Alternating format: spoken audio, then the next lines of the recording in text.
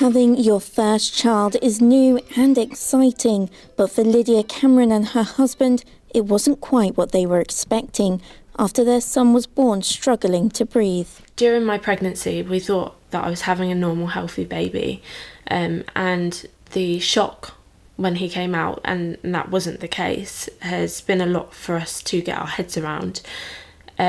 To watch him suffer is horrendous, and that's why we're pushing so hard to get him the treatment, so that we pray and hope that he can go on to live a normal life and be free from the medicine and the risk of fatal VTs. Moments after the birth, Oliver Cameron was rushed to an intensive care unit to stabilise his breathing.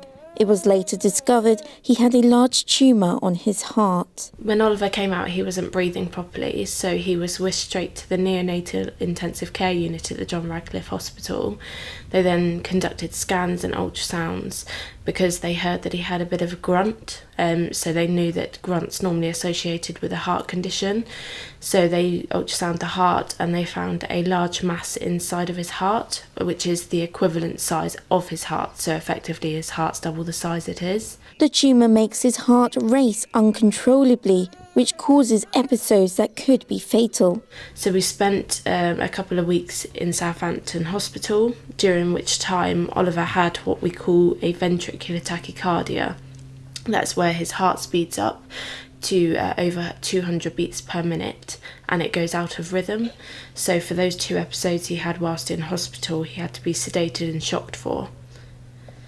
We were then released from hospital, and after 10 days we ended up back in hospital because he had another VT.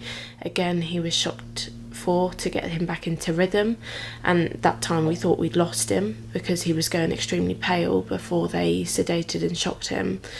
But fortunately his consultant at the JR was able to revert the VT. The NHS currently do not offer an operation to remove the tumour, as the condition is extremely rare. The only thing the UK can offer us is a heart transplant.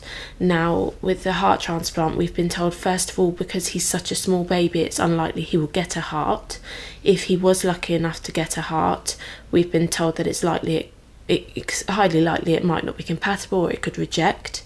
And then we have been told that a life expectancy of a baby heart, having it so young, is around a maximum average of 15 years. However, a children's hospital in America could operate on Oliver to remove the tumour. So in Boston's Children's Hospital, they have removed around 31 cardiac fibromas, which is the tumour inside the heart, with 100% success rate. So they have said that they want Oliver to be taken out there, and they will either attempt to remove the whole of the tumour or a large part of the tumour.